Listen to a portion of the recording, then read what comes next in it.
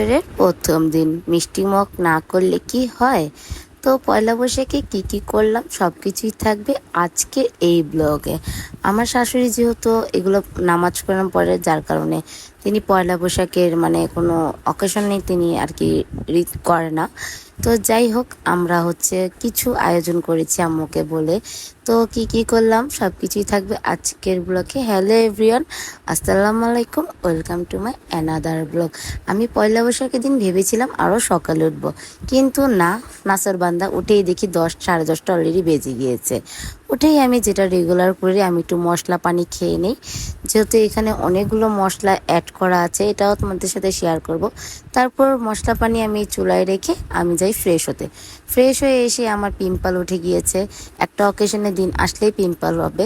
তো তারপর আমি চাটা ঢেলে আমি হচ্ছে ঘরে এসে আর কি সুরা ছাড়ি, যেটা প্রতিদিনই আমার শোনা হয়।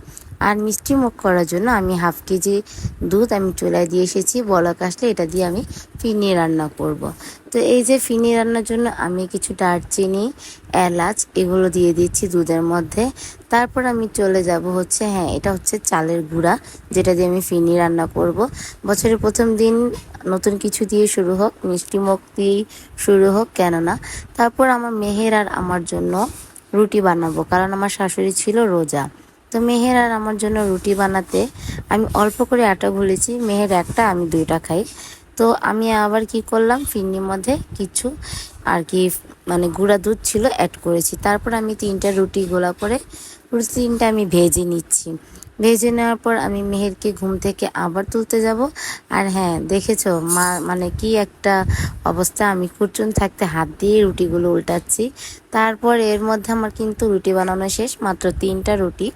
তো আমি হচ্ছে ফিরনিতে কিছু চিনি অ্যাড করছি, মানে খুবই অল্প অ্যাড করব, কেননা হচ্ছে বেশি মিষ্টি আমি খাই না, আবার একদম মিষ্টি না হলে হয়ও না। তারপর আমি কেওড়া জল অ্যাড করেছিলাম ফিরনিতে।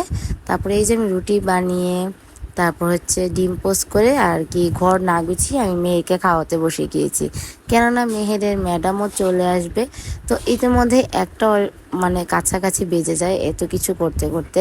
তো এই তো মেহেরের নাস্তা খাওয়া পর্ব শেষ হলে শাশুড়িকে বলেছি হচ্ছে যে গরু মাংস রান্না করে আম্মু। তো এই তো শাশুড়ি আম্মু সুন্দর করে গরু মাংসটা মাখিয়ে নিচ্ছে। তারপর হচ্ছে আমি বিছানাটা গুছিয়ে ঘরটা ঝাড়ু দিয়ে দিচ্ছি। তার মধ্যে আমি রুমগুলো তাড়াতাড়ি করে ক্লিন করে নিই। এর মধ্যে দেখি শাশুড়ি আম্মু পোলাও রান্না করা আর কি দমে দিয়ে দিয়েছে, আর এখানে গরু মাংস হয়ে গিয়েছে। এর মধ্যে আমি শাওয়ারে চলে যাই মেহেরকে তার টিচারের কাছে পড়তে দিয়ে। শাওয়ারের থেকে এসে আমি যেটা করি, তখন 2:30 কি 2:45 হবে। ড্রেসের কিছু সিঙ্গেল ভিডিও নিয়ে নিই, তোমাদের সাথে সেটাও শেয়ার করেছি। নেওয়ার পরে মেহেরকে খাওয়াবো, তো টেবিলে সব কিছু গুছিয়ে নিচ্ছি। এখানে হচ্ছে মাংস, গরু মাংস আলু দিয়ে, এখানে হচ্ছে ভর্তা, শুটকি ভর্তা, চিংড়ি ভর্তা, লাল ভর্তা, ডিম ভর্তা, ইলিশ মাছের লেজের ভর্তা, তো ফিরনি আর এতে সাদা পোলাও।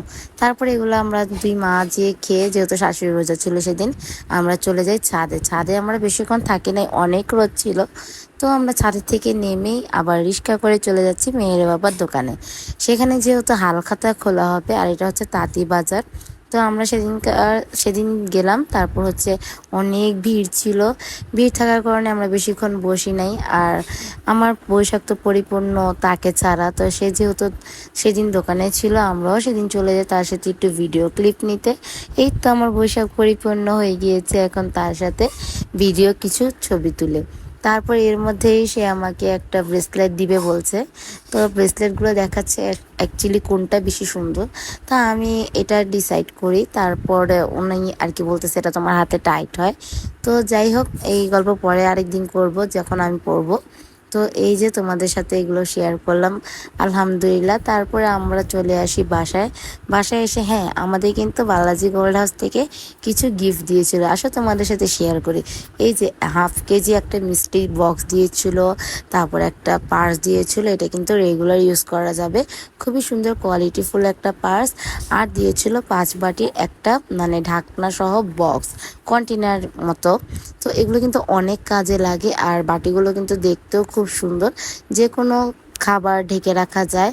এগুলো কিন্তু তারা প্রত্যেক বছরই যে কোনো একটা গিফট, মিষ্টি, ব্যাগ এগুলো কিন্তু পয়লা বৈশাখে হালখাতা উৎসবে দেয়। আর তাই বলে সেদিন মেহের বাবা খুব বেশি ব্যস্ত ছিল, আর আমি আমার গিফট এসে তোমাদের সাথে শেয়ার করি। তো তারপর মেহের বাবা রাতে চলে এসে আমার হাতে রান্না করা পায়েস খায়, সরি ফিরনি খায়। তো এই তো আমাদের বৈশাখ, সবার কেমন কাটলো বৈশাখ অবশ্যই কিন্তু কমেন্ট করে জানাবা। আর এই যে আমাদের সুন্দর কিছু মুহূর্ত তোমাদের সাথে শেয়ার করলাম। আজকের ব্লগ এই পর্যন্তই, দেখা হবে নেক্সট অন্য কোনো ব্লগে। আল্লাহ হাফেজ।